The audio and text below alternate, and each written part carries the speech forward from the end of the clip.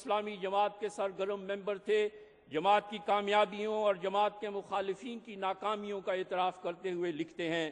کہ ہمارے بعض واجب الاحترام بزرگوں نے اپنی تمام تر صلاحیتوں سے قادیانیت کا مقابلہ کیا، لیکن یہ حقیقت سب کے سامنے ہے کہ قادیانی جماعت پہلے سے زیادہ مستحکم اور وسیع ہوتی گئی۔ مرزا صاحب کے بالمقابل جن لوگوں نے کام کیا ان میں سے اکثر تقوی، تعلق باللہ، دیانت، خلوص، علم اور اثر کے اعتبار سے پہاڑوں جیسی شخصیت رکھتے تھے۔ سیدنا نذیر حسین دہلوی،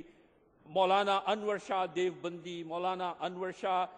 دیوبندی، مولانا قاضی سید لقمان منصور پوری، مولانا محمد حسین بٹالوی، مولانا عبد الجبار غزنوی، مولانا ثناء اللہ امرتسری اور دوسرے اکابر کے بارے میں ہمارا حسن سن یہی ہے کہ یہ بزرگ قادیانیت کی مخالفت میں مخلص تھے، اور ان کا اثر اور رسوخ بھی اتنا زیادہ تھا کہ مسلمانوں میں بہت کم ایسے اشخاص ہوئے ہیں جو ان کے ہم پایا ہیں، اگرچہ یہ الفاظ سننے اور پڑھنے والوں کے لیے تکلیف دہ ہوں، اور قادیانی اخبارات اور رسائل چند دن اپنی تائید میں پیش کر کے خوش ہوتے رہیں گے، لیکن ہم اس کے باوجود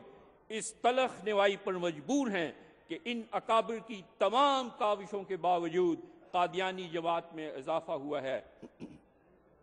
حضرات توجہ فرمائیں، بقول مولوی عبد الرحیم اشرف صاحب تقوی و دیانت اور تعلق باللہ، خلوص، علم اور اثر کے لحاظ سے پہاڑ جیسی شخصیتوں کی حضرت مرزا صاحب کے مقابل پر ناکامی واضح کرتی ہے کہ ان کے تقوی، دیانت، تعلق باللہ اور حسن کردار کے بارے میں جو مولوی عبد الرحیم صاحب کو حسن ظن تھا وہ اس پر پورے نہیں اترے، اور یہ ناکامی اس بات کی دلیل ہے کہ جماعت احمدیہ کی کامیابی ہی دراصل اعلیٰ اقدار اور بہترین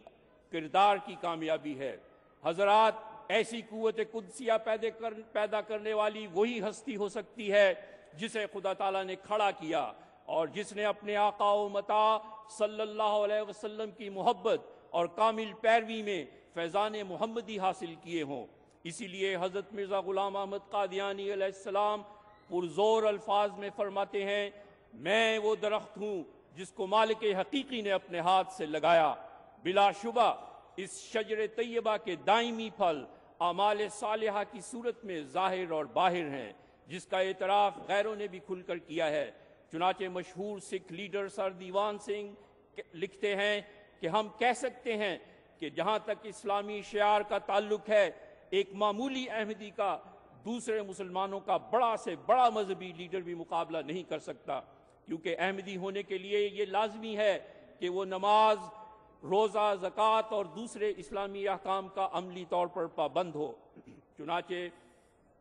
ایڈیٹر ریاست کو اپنی زندگی میں سینکڑوں احمدیوں سے ملنے کا اتفاق ہوا، اور ان سینکڑوں میں سے ایک بھی ایسا نہیں دیکھا گیا جو کہ اسلامی شعار کا پابند اور دیانتدار نہ ہو، اور ہمارا تجربہ یہ ہے کہ ایک احمدی کے لیے بد دیانت ہونا ممکن ہی نہیں، کیونکہ یہ لوگ خدا سے ڈرتے ہی نہیں بلکہ خدا سے بدکتے ہیں۔ اسی طرح علامہ نیاز فتح پوری لکھتے ہیں کہ احمدی جماعت میں اس عملی پہلو کو سامنے رکھ کر ایک ایسی روح پھونک دی جس کی مثال ہمیں دوسری مسلم جماعت میں اس وقت نہیں ملتی، اور جب جماعت احمدیہ نے اپنی عملی نمونہ کے ساتھ تبلیغ اسلام کے میدان میں قدم رکھا تو دنیا میں ایک تہلکہ برپا کر دیا۔ چنانچہ ایڈیٹر اخبار تیج نے پون صدی قبل اس حقیقت کو تسلیم کیا کہ تمام دنیا کے مسلمانوں میں سب سے زیادہ مؤثر اور مسلسل اور تبلیغی کام کرنے والی طاقت احمدیہ جماعت ہے۔ اسی طرح مشہور سکھ اسکالر شمشیر سنگھ نے لکھا کہ احمدی مسلمانوں نے اپنے دین اسلام کی تبلیغ کے لیے عملی صورت میں جتنی سر توڑ کوشش کی ہے وہ شاید ہی عرب کے خلفائے راشدین کے بعد کسی اور اسلامی جماعت نے کی ہو۔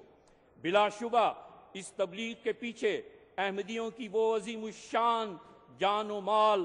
طاقت اور عزت کی قربانیاں ہیں جن کا اعتراف کرتے ہوئے مولوی عبد الرحیم اشرف نے لکھا، ہم کھلے دل سے اعتراف کرتے ہیں کہ قادیانی عوام میں ایک معقول تعداد ایسے لوگوں کی ہے جو اخلاص کے ساتھ مال و جان اور دنیاوی وسائل و علائق کی قربانی پیش کرتی ہے۔ ان عظیم الشان قربانیوں کی بدولت آج جماعت احمدیہ عالمگیر دن دگنی اور رات چگنی ترقی کر رہی ہے۔ کینیا کے ممباسا ٹائمز کے مطابق جبکہ 1962 میں جماعت احمدیہ کے مبلغ عیسائی مشنریوں کے مقابل پر 10 گنا تیزی سے لوگوں کو حلقہ بگوش اسلام بنا رہے تھے، تو آج یہ رفتار ہزاروں گنا ہو چکی ہے، اور جماعت ہر سال بیتوں کے دگنے ہدف پورے کرتے ہوئے اس سال کروڑوں پھل حاصل کر کے ایک تاریخی سنگ میل طے کر چکی ہے۔ اب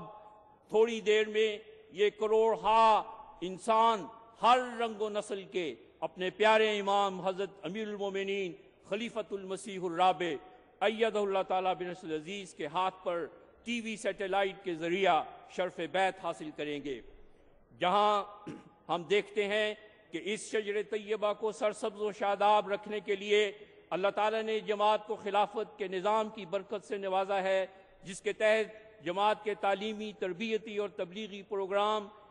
اور MTA پر ہر روز 1 درجن سے زائد زبانوں میں 24 گھنٹے جاری رہتے ہیں اور دکھائے جاتے ہیں۔ جماعت احمدیہ کی ان کاوشوں پر تبصرہ کرتے ہوئے رسالہ نبوت کراچی لکھتا ہے، مسلم ٹیلی ویژن احمدیہ کی نشریات نے عالم اسلام میں اضطراب و بے چینی کی ایک لہر پیدا کر دی ہے، اور مسلمانوں کے ارباب حل و عقد پوری دنیا میں بالعموم اور بر صغیر میں بالخصوص کسی لائحہ عمل تک پہنچنے کی کوشش میں سرگرداں ہیں، تو دوسری جانب ان نشریات نے احمدیوں کے عزائم و حوصلوں کو بھی خاصا بلند کر دیا ہے۔ حقیقت یہ ہے کہ اسلام کی سر بلندی سے ہی احمدیوں کے حوصلے بلند تر ہوتے ہیں، پس اگر خدا کے ان فضلوں پر کسی کو غیظ و غضب پیدا ہوتا ہے اور ان کی صفوں میں بھگدڑ مچتی ہے تو ہم اس کے لیے کیا کہہ سکتے ہیں؟ معاندین احمدیت خوب جانتے ہیں کہ جس درخت کو کاٹنے کے لیے بقول ان کے تقوی و دیانت اور تعلق باللہ کے لحاظ سے پہاڑ جیسی شخصیتوں نے 1 صدی سے زائد عرصہ میں اپنی ایڑی چوٹی کا زور لگا لیا، لیکن ان کا کوئی تقوی، کوئی جوش، کوئی غضب کام نہ آیا، اور آج وہ اپنی آنکھوں سے اللہ تعالیٰ کے لگائے ہوئے اس درخت کی شاخوں کو پھلدار دیکھ کر تعصب سے تڑپ رہے ہیں، تو یہ آگ انہی کا حصہ ہے۔ سیدنا حضرت مسیح موعود علیہ السلام نے اپنی کتاب کشتی نوح میں 1901 میں فرمایا تھا، یہ جماعت لاکھوں کروڑوں افراد تک پہنچے گی، اور آج ہم جس دلی تمنا کے بھر آنے کے دن اپنی آنکھوں سے دیکھ رہے ہیں، اس پر حضرت مسیح موعود علیہ السلام کی روح کتنی خوش ہوگی، اس کے تصور سے ہی ہماری مسرتوں کو 4 چاند لگ جاتے ہیں۔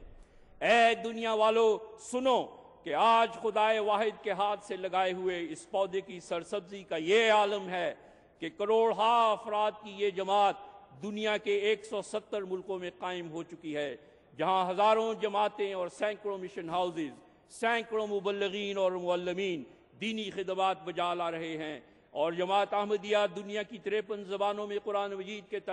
تراجم شائع کر چکی ہے۔ جماعت کے درجنوں سکول اور ہسپتال دنیا میں انسانیت کی خدمت کر رہے ہیں۔ جماعت احمدیہ کے اس روحانی انقلاب پر چیں بجبیں ہونے والے معاندین کے لیے یہ شعر ہی کافی ہے، ابتدائے عشق ہے روتا ہے کیا، آگے آگے دیکھیے ہوتا ہے کیا، کیونکہ ترقی و بلندی کا یہ سفر تو جاری رہنے والا ایک سلسلہ ہے، جو جماعت احمدیہ کی وہ ازلی تقدیر ہے جو پوری ہو کر رہے گی، کیونکہ حضرت مسیح موعود علیہ السلام نے اپنی بعثت کی غرض ہی یہ بیان فرمائی ہے جو لازماً پوری ہوگی۔ آپ فرماتے ہیں خدا تعالیٰ چاہتا ہے کہ ان تمام روحوں کو